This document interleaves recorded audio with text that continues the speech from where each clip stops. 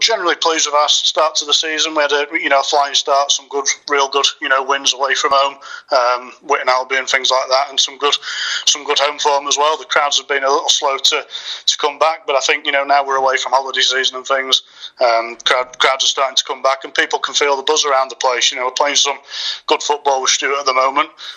Couple of awkward defeats really. The home defeat to Hanley recently was a bit disappointing, but then you look at the away form guide, the top of the away form guide.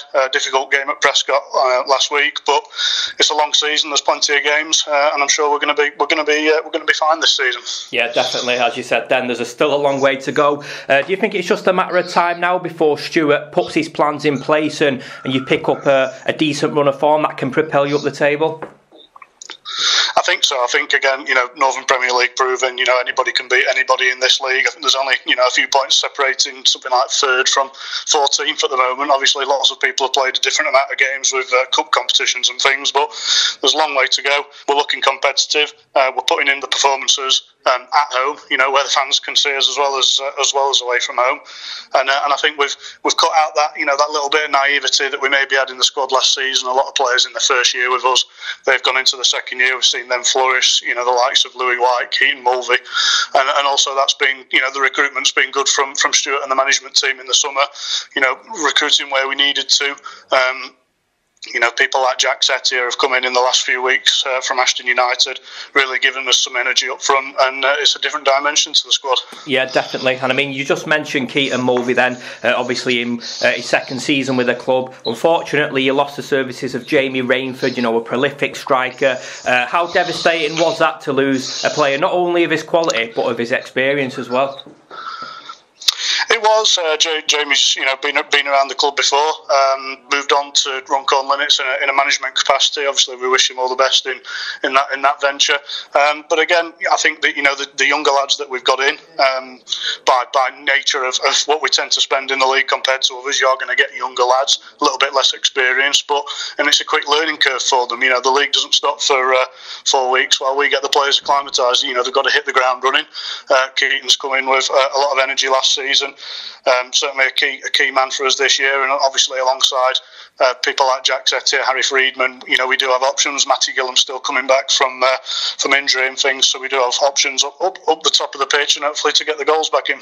Yeah, absolutely. And just speaking about the league and the quality, and teams can beat anyone on the day. You've got Macclesfield on Saturday, the league leaders, and it's no secret that they've pumped a lot of money into the club. Do you see this one as being a bit of a one-off in terms of the difference in quality between the two sides? It's certainly going to be a fantastic occasion. We're hoping to get Surrey Street packed with a big crowd, but obviously in terms of the game itself, I think in recent weeks we've been on the receiving end of other teams, reactions. They have a disappointing game, or a defeat in the game before they play us, and we tend to get the reaction when they're all fired up, the week after. That's happened for the past probably 3 or 4 weeks, to be honest. So we've got a chance this weekend, really, nothing to lose approach.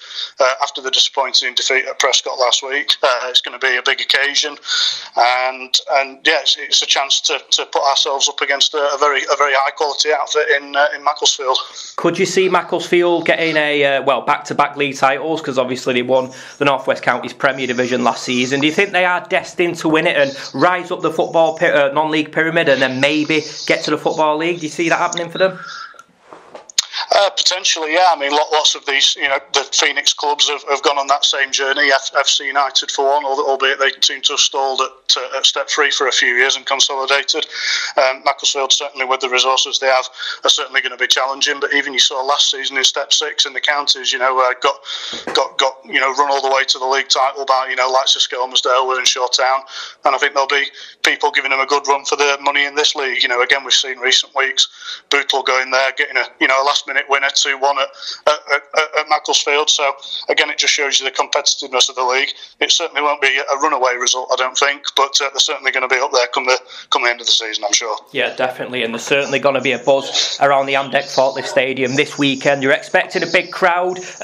What advice or what message would you give to the town of Glossop to come down, get behind the lads and urge them to the 3 points, especially if they've never been there before?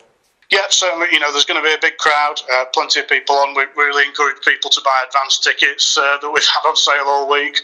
Macclesfield can also supporters can also purchase advance tickets in advance for the fixture, and we can really get the buzz around the place. It's going to be a good occasion. We've got plenty of services on it, extra catering, extra facilities and things. The gates are open about 1 o'clock.